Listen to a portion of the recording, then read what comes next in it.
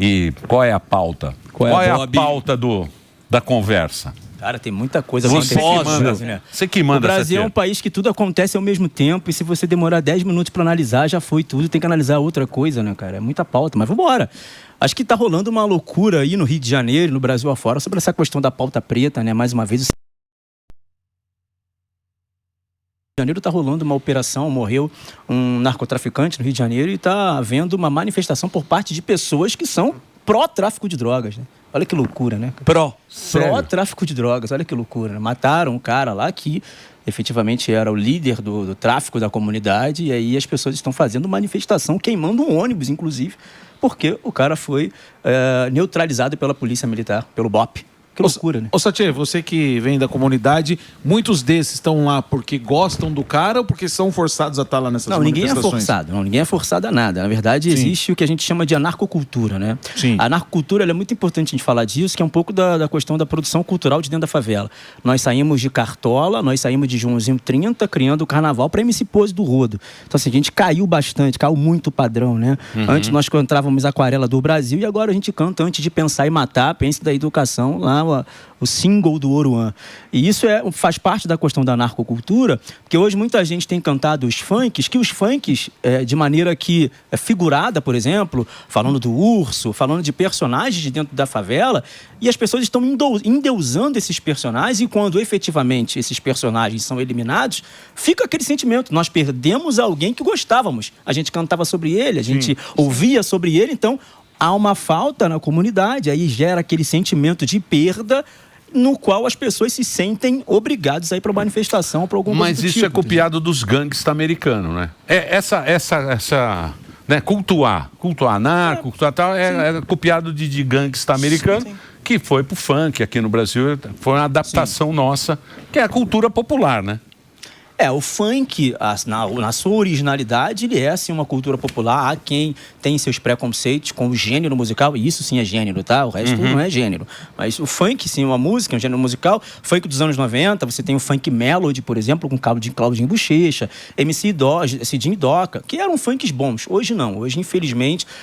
Mas não é porque estamos ficando velho, Satye? Não. Você tá mais tiozão? Você não Apologia ao crime, senhoras e senhores. Não dá pra você ouvir numa letra de funk a objetificação da mulher. Exatamente. Tem uma música que fala assim, ó, tu veio porque quis, ninguém te forçou. Você tá na treta do abate da tropa do vovô, sei lá. Ô, vovô. O Emílio gostou. A tropa do abate. O vovô é um traficante, um narcotraficante de uma região do Rio de Janeiro. A treta do abate seria uma casa dentro da favela. Tu veio porque quis, ninguém te forçou. Cara, isso poderia ser qualificado como estupro coletivo. Sim. E tá todo mundo cantando isso aí. Isso não pode ser bom. A batida talvez seja boa, o ritmo talvez seja bom, mas o que está sendo cantado é, de fato, uma apologia. Aí sim, uma cultura do estupro que a esquerda fala, mas nessa hora fecha os olhos. Exato. E você apareceu em rede social, né? Sim. No YouTube. No Instagram. Principalmente. E você é pré-candidata? Sim. É? Vocês estão sabendo agora, né? Não. Todos estão sabendo agora. Exclusivo. Não, todos. É ou não é? Até todos da minha rede vão saber agora. Porque Sério? eu não tinha falado nada, sim. Ah, é? Exclusivo. Exclusivo, Até então, conta um pouco da sua história pra nós. Conto. É a Bárbara, viu, gente? É a Bárbara. Bárbara Ranelori. Até eu entrar na UFMG, eu sempre fui uma pessoa que não vivia no vitimismo, tá? Durante 4 anos e meio, eu vivi a realidade dentro de uma universidade federal, de onde eu saí sabendo, porque isso é habilmente construído, que existe um opressor e que eu deveria ocupar o meu lugar de oprimida e vítima da sociedade. Só tinha esses dois lados. O opressor era o homem branco e eu era a oprimida, que era a mulher preta, ok? Nesse processo, eu passei a defender várias pautas e, ao mesmo tempo, sempre existia dentro de mim uma relação muito paradoxal. Porque eu trabalhei em 2 governos do PT, um em Ribeirão das Neves, na Secretaria Municipal de Saúde, outro na Secretaria Estadual, no governo do Pimentel. E, em ambos, eu não conseguia gerar resultado em função da politicagem. Posso falar isso aqui abertamente, né?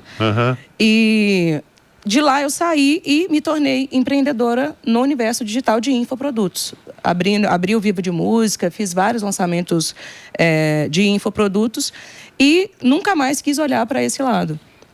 Depois de ter sofrido um baque muito grande financeiro, eu entendi que eu consegui fazer essa correlação muito clara na minha cabeça de como que a esquerda utiliza dos artifícios de manipulação para poder trabalhar na cabeça das pessoas.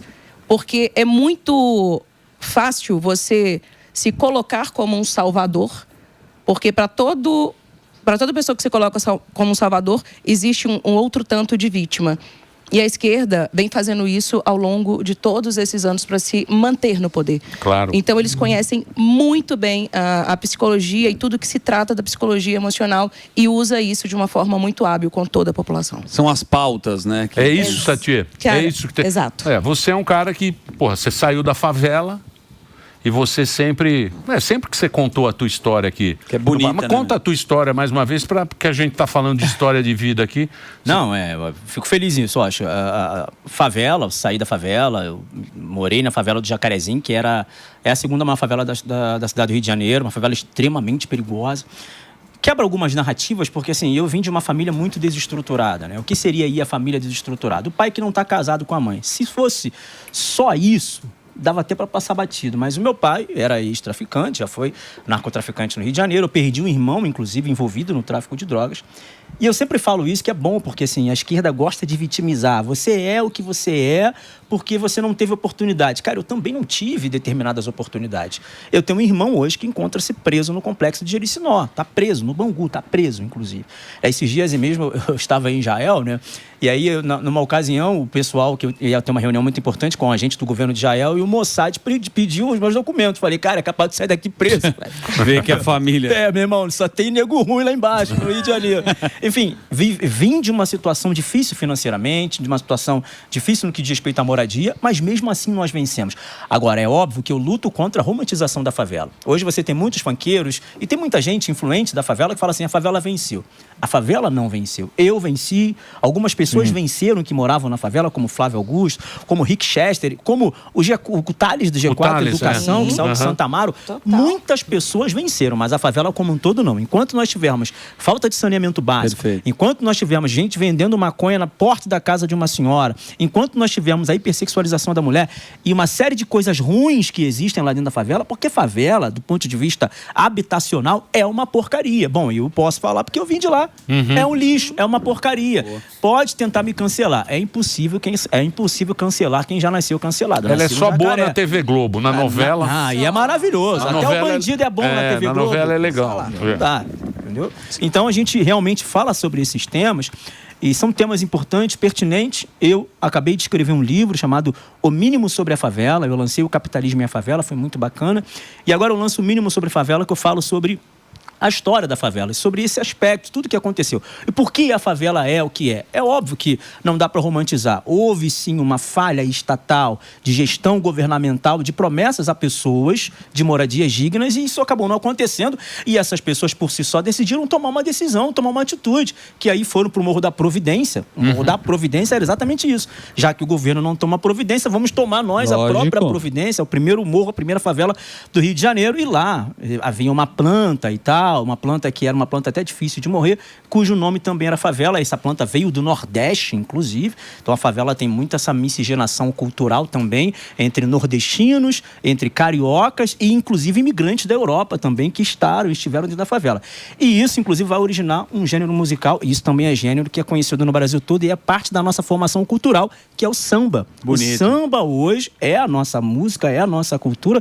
Não estou falando da Unidos lá na Acadêmico de Niterói, não. Sim. Não é isso que foi rebaixado. Não é isso aí, não. Isso é militância travestido de samba. Eu estou falando de samba de raiz, eu estou falando do enredo, eu estou falando da viola, eu estou falando do pandeiro. Todos esses elementos do Nordeste, que foi ali o coco, do Rio de Janeiro, que foi o batuque, né? E da Europa, que foi o violão, trazendo a harmonia e a melodia, todos esses elementos formaram o que a gente entende hoje como o samba, que o Brasil acaba sendo conhecido como o país do samba, ou seja, uma cultura tão rica que saiu de dentro da favela. Aí eu te pergunto, Emílio, Como nós saímos disso para MC Pose do Rodo? É incrível. Sim. Porque se você pegar o desfile de uma escola... porque é um percussão. espetáculo... Não, é uma ópera que passa pela rua. Céu aberto. Ele conta uma história passando pela rua. É um negócio único, né? Uma coisa única inventada ali na favela. Total. Eles Tem- que inventaram essa... E a percussão que você fala, tem um documentário bacana do Paulinho Costa, não é? Que tem lá na Netflix, que fala do groove, que veio da favela, né? Que mostra a percussão pro mundo e a gente tem bons exemplos. Deixa eu pegar um assunto factual para colocar aqui na mesa, se vocês me permitirem. Claro. Tem muita história do Wagner Moura. E recente no Rio, quando você está falando da favela, o Capitão Nascimento foi uma antítese, porque ele virou um herói. Né? E pro Wagner, ele é um fascista, o policial. Só que a gente viu que essas operações que aconteceram no Rio de Janeiro no começo do ano, a população, pela primeira vez noticiada, gostou dessas operações porque estão protegendo a turma que reside lá. O que vocês acham dessas narrativas que vocês falam tão bem sobre isso? Exato. Existe o que se conta e o que se chega na mídia para a população de massa e o que de fato a população está vivendo. Então, o que eu percebo muito claramente, que inclusive foi do meu processo, poderia dizer o meu processo de conversão à direita, porque mesmo tendo vivenciado, fui uma das professoras dos Mais Médicos, tá? Para você ter uma ideia, dentro desse processo eu olhei os médicos cubanos, eu sei o que de fato estava acontecendo e eu ainda assim me rendi à narrativa do que estava acontecendo. Eu só fui ver a verdade de frente para a pandemia. Foi ali, na pandemia, que eu entendi quem era o Bolsonaro e o que ele estava tentando fazer e o que a mídia estava fazendo ao contrário na narrativa. Então isso é muito claro. Hoje a gente perceber, se você vai lá na frente da população, que é uma coisa que eu e essa tia a gente estava conversando ali fora, a maioria das pessoas da favela elas são conservadoras. Os filhos... São da lata. São da lata. Os filhos, eles são criados pela avó porque a avó não quer que a neta aborte. Entendeu? Então, assim, quando você vai ver lá na frente, o que realmente acontece é outra coisa. Sim, ainda tem mais, né? O dado diz que 86% dos moradores da favela aprovaram a operação que acabou neutralizando ali mais de 120 narcotraficantes na favela do Complexo da Penha, na verdade, né? Bom, isso mostra algo, assim, muito latente e que a imprensa insiste em dizer o contrário. Isso mostra que as pessoas estão do lado do bem e da força. Olha só, o próprio traficante, quando ele entra para formar na boca, ele sabe que ele está errado. Existe uma tentativa, e evidentemente pela romantização e pela luta cultural da escola de Frankfurt, de tentar mudar o sentimento das pessoas no que diz respeito ao tráfico, dizendo que eles são uma célula de resistência ao Estado. O tráfico não se vê como uma célula de resistência ao Estado. O próprio tráfico só quer ganhar o dinheiro deles, inclusive. Claro. Não estou minimizando business, aqui. é business. O tráfico não está no tráfico pela política, não está contra o Estado efetivamente. Então isso é uma narrativa midiática. Essa narrativa ela não penetra na favela, meu irmão. Na favela as pessoas não falam todes. Na favela não tem pronome neutro. Na favela, se um rapaz com uma berinjela, a berinjela é um vegetal, tá, pessoal? Entrar dentro de um banheiro de pessoas que não têm berinjela, ele vai, meu irmão, ele vai virar estampa de camisa. Sim. Ele vai virar estampa de camisa. Então, assim, mas a favela, então, ela é homofóbica? Não, a favela é conservadora. Fizeram isso numa escola de samba, inclusive. A favela é a vida real, né? Dentro da escola de samba fizeram isso. É só você ver o próprio samba. O samba permanece da mesma forma. A ala das baianas, o enredo, a ala da comissão de frente, a bateria. 50 anos, 70 anos se passaram. Quem tenta inovar nesse quesito perde, como aconteceu com Acadêmicos de Niterói. Vai tentar politizar um assunto que não é para ser politizado, é rebaixado. Por quê? Porque a tradição é isso, é o conservadorismo. Então a favela, ela aceitou a operação, ela aprovou a operação e ela quer de novo. A favela, ela quer de novo. Ela quer, de fato, que o Estado chegue. É óbvio que o Estado, de certa forma, não é recebido com flores. Por esta razão, ele vai agir com a mesma proporcionalidade que ele é recepcionado. Mas o Estado tem que oferecer também. Saneamento básico, educação, saúde. Antes de falar, eu precisei já fazer, porque as pessoas podem pegar um corte e dizer que o Sati é esquerdista, dizendo que a polícia só vai para matar. Não. A polícia chegou, fez a operação, fez o que tem que acontecer, mas o Estado precisa chegar com subsídios informacionais, infraestrutura. Saneamento. Saneamento básico. Gente, a gente está falando de saneamento básico no século XXI, enquanto o Samidana estava falando do protocolo de Singapura, que para mim é um dos países mais desenvolvidos do mundo. Eu falo de Singapura no Capitalismo e a Favela. Então, peraí, o favelado está usando o iPhone 17 Pro Max de 2 teras, ou seja, o capitalismo já proporcionou tudo que o favelado pode ter. o Estado que ainda não chega, pô. Sim. Então, Sim. volto a dizer, o favelado, ele é capitalista, não é socialista. Tudo que o favelado tem é fruto do seu próprio trabalho, esforço, empreendimento e luta pessoal. E tudo que o favelado não tem é justamente fruto de um Estado que promete ano após ano de eleição e não consegue entregar, Porque gente. a única forma de você enriquecer é trabalhando. Não tem, Prosperar é isso, é sua. não tem outra alternativa. Ou então roubando, né? Também.